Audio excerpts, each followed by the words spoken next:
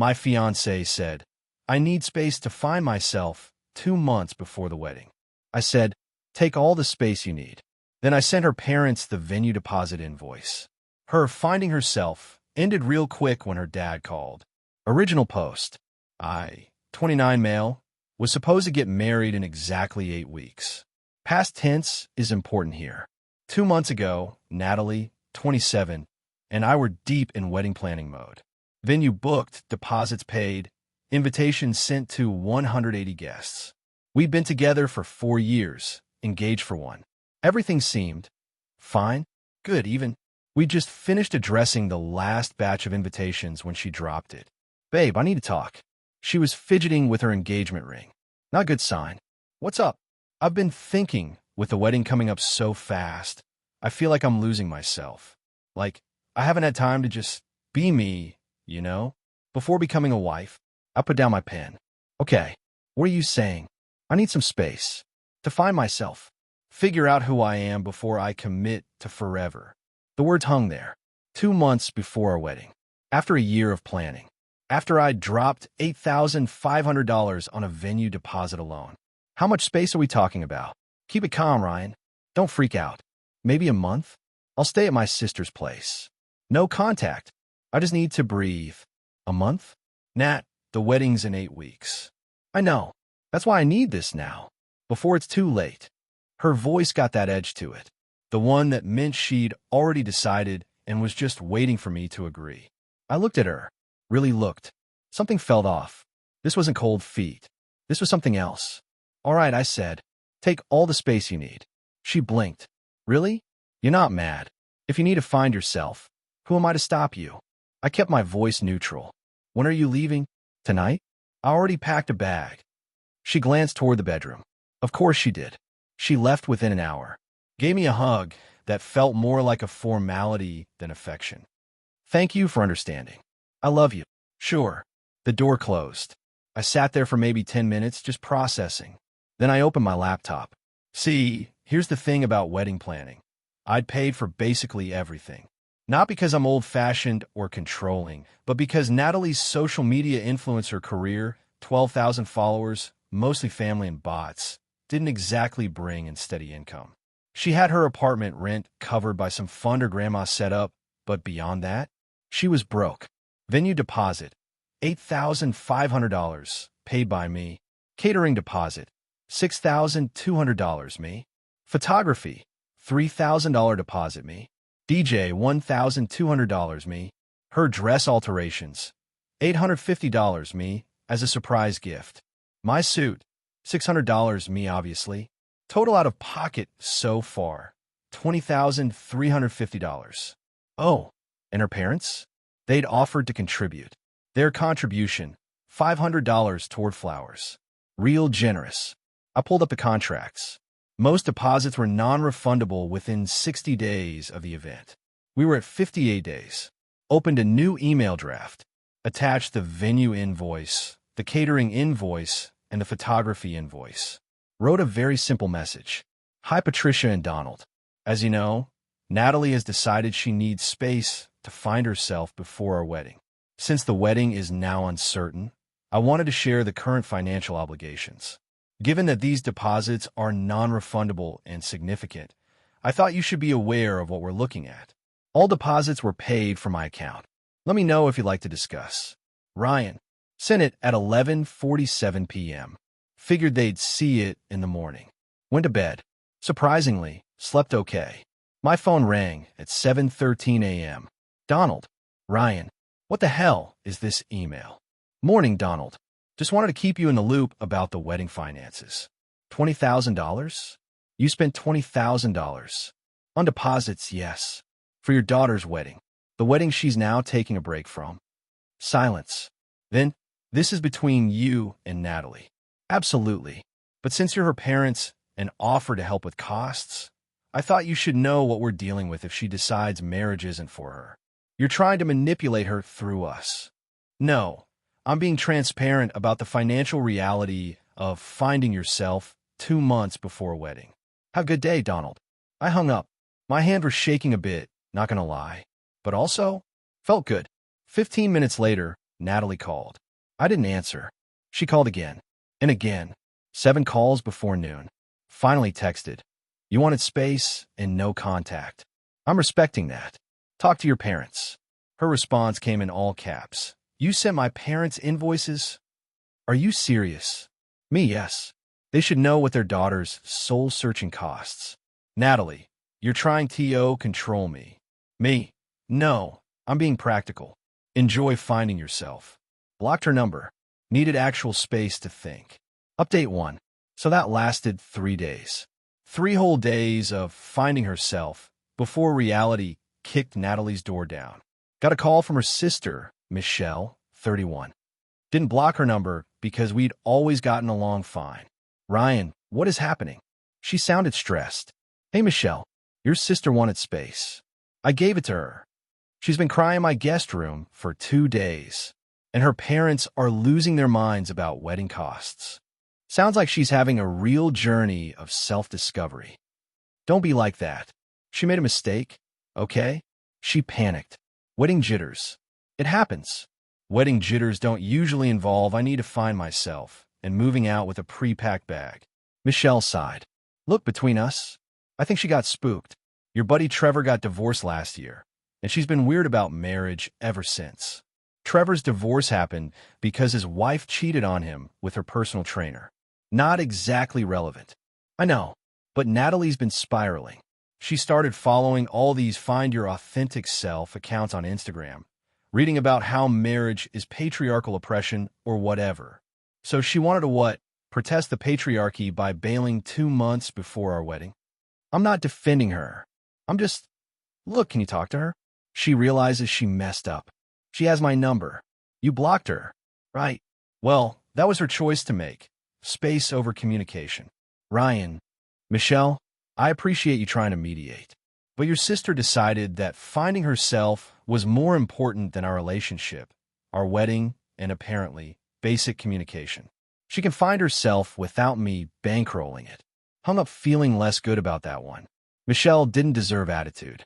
But here's what happened next that made everything crystal clear. I was grocery shopping that afternoon when I ran into Trevor, actually. Weird timing. We chatted for a bit in the produce section, and I mentioned Natalie's space situation. His face did this thing. This uncomfortable knowing look. Dude, Ryan, I gotta tell you something. My stomach dropped. What? I saw Natalie last week. At that wine bar downtown. She was with some guy. Real cozy. What guy? Didn't recognize him. Younger dude, dressed like he thinks he's in a cologne commercial. They were holding hands. And there it was. The missing piece. When was this? Thursday night. Almost came over to say hi, but the vibe was... And she saw me and literally turned her back. Pretended she didn't notice me. Thursday. 2 days before she asked for space. Thanks for telling me. Man, sorry. This sucks. Got home and did some digging. Remember that social media influencer career I mentioned? I pulled up her Instagram. Private account, but I was still following. Scrolled back through her posts and stories from the last month. Lots of self-love journey posts. Quotes about choosing yourself first. A suspiciously high number of photos at this one coffee shop I'd never been to. And in the background of one photo from 3 weeks ago, a guy. Blurry but there. Designer stubble. Stupid haircut. I screenshot everything. Downloaded it all. Just in case. Then I call my cousin Kelsey. She's a lawyer, corporate stuff mostly, but knows her way around contracts. Kels, hypothetically, if someone backs out of a wedding, what happens to the deposits? Yours? Everything in your name? Everything. Then they're lost to eat? Unfortunately. Unless you can prove fraud or get the other party to agree to split costs. Why?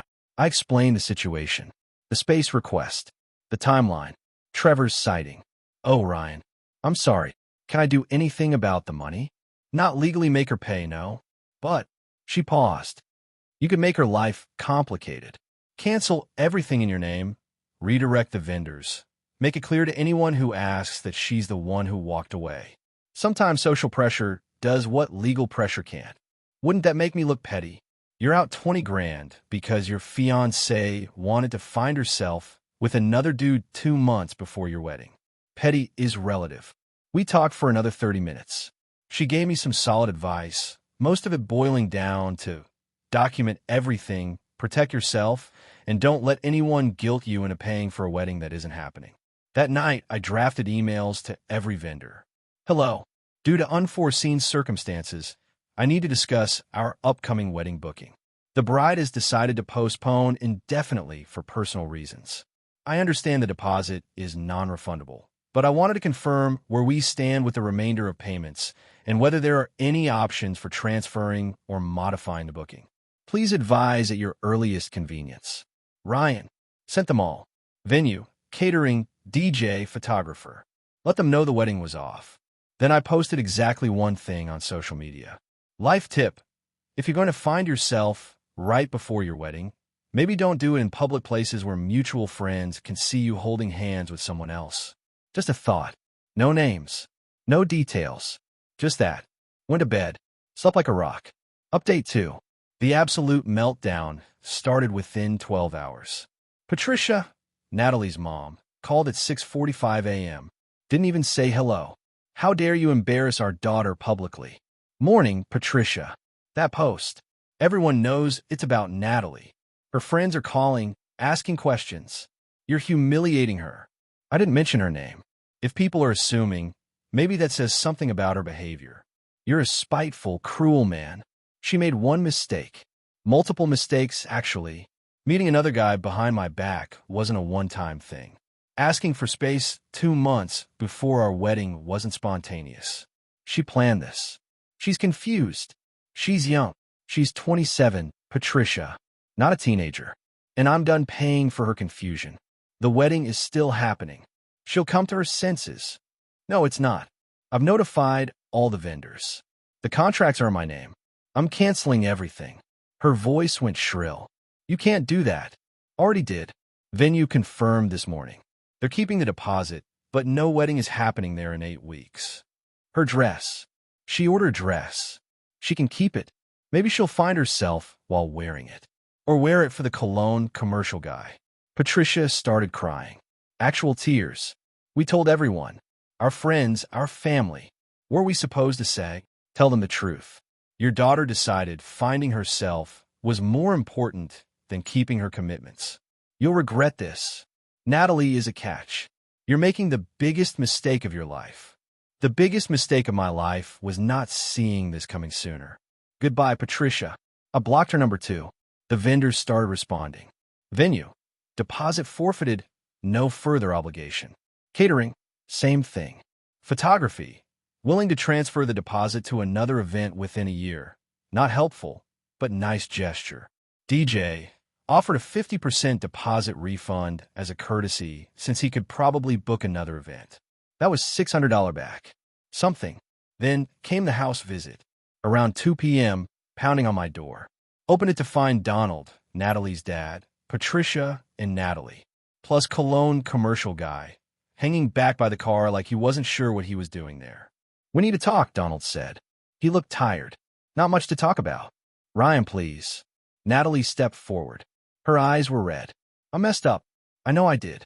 But we can fix this. By bringing your backup plan to my apartment? She glanced back at the guy. That's Brett. He's just a friend. Trevor saw you holding hands at a wine bar. That's not friendship, Nat. Brett, to his credit or stupidity, stepped forward. Hey man, I think there's some confusion here. Nope. You can stop right there. You're not part of this conversation. Donald cut in. Ryan, let's be adults. Yes, Natalie made some poor choices. But you're throwing away 4 years over what? Some coffee dates. I'm throwing away a wedding over betrayal and a complete lack of respect. There's a difference. The deposits. Patricia again. You're wasting thousands of dollars out of spite. No. Natalie wasted thousands of dollars by deciding 2 months before our wedding that she needed to find herself with Brett here. Natalie started crying harder. It wasn't like that. I was confused. The wedding stress was too much, and Brett was just there. He listened. Cool. He can keep listening. Preferably far away from me. Donald tried the reasonable voice. Son, think about this financially. You're losing all that money anyway. Why not just go through with it? Give it a shot. I actually laughed. You're suggesting I marry your daughter who's actively exploring other options because I've already paid the deposits? That's your pitch. When you say it like that, that's the only way to say it. Your daughter cheated, emotionally if not physically. She disrespected me, our relationship, and every plan we made. The money is gone. I've accepted that. What I won't accept is pretending this didn't happen. Natalie grabbed my arm. Ryan, please. I love you. Only you. Brett was a mistake. A stupid, stupid mistake. I'll never talk to him again. I'll do whatever you want. Please don't cancel our wedding. I looked at her hand on my arm, gently removed it. Nat, you didn't make a mistake. You made a series of calculated choices. You met with Brett multiple times. You held hands in public. You planned your exit strategy with the finding myself speech. Then you expected me to just wait around while you figured out if the grass was greener. It's not. The grass isn't greener. I know that now. You know that now because your backup plan is standing awkwardly by his car while your parents watch, and you've realized I actually canceled the wedding. That's not love. That's panic. Patricia jumped back in. So that's it. You're just giving up. I'm not giving up. I'm accepting reality. Natalie gave up when she started seeing Brett. Donald tried one more time. What about the guests? The family coming from out of state? That's your problem now. You can explain to them why your daughter needed space 2 months before her wedding. This is financial abuse. Patricia screamed. You're punishing her with money. I'm not punishing anyone. I'm just not paying for a wedding that isn't happening. If you want to throw her a party to celebrate her finding herself, feel free. But I won't be there. They stood there for another minute. Natalie crying, Patricia fuming, Donald looking defeated.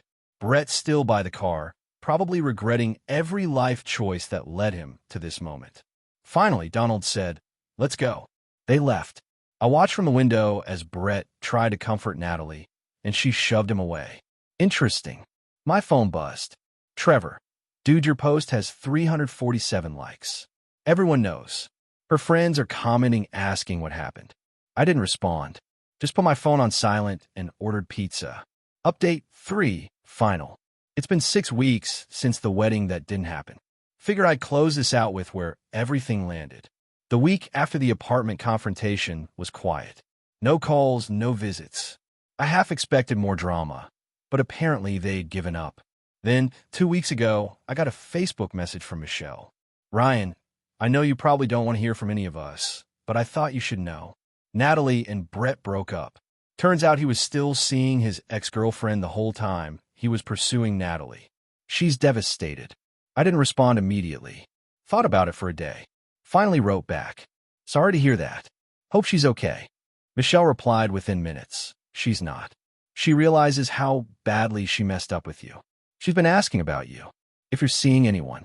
If there's any chance. There's no chance, Michelle. I'm sorry. I genuinely hope she figures things out, but not with me. Understand. For what it's worth, my parents feel terrible about how they handled everything. The financial stuff, the pressure. They know they were wrong. Appreciate you saying that. That was it. Clean break. The financial damage was rough. Final tally, $19,750 lost to non-refundable deposits. The DJ refund helped, and I sold my suit to a consignment shop for $200. So call it $18,950 gone. Worth it? I think so. Would I rather have my money and be married to someone who almost bailed to explore other options? Hell no. Some people from Natalie's circle tried the guilt trip angle. Her cousin posted a vague status about people who give up when things get hard. Mutual friends asking if I was really going to throw away 4 years over cold feet. Cold feet. Like she accidentally tripped and fell onto Brett's lap at a wine bar. I lost some friends in the breakup. People who'd been more Natalie's friends than mine, honestly. They chose sides. Whatever. But I gained clarity. Learned that when someone shows you who they are, believe them. Learned that finding yourself is usually code for keeping my options open. Learned that sometimes the best revenge is just letting people deal with the consequences of their own choices. Natalie apparently moved back in with her parents. Her influencer career took a hit when her followers figured out what happened. Small town, word spreads.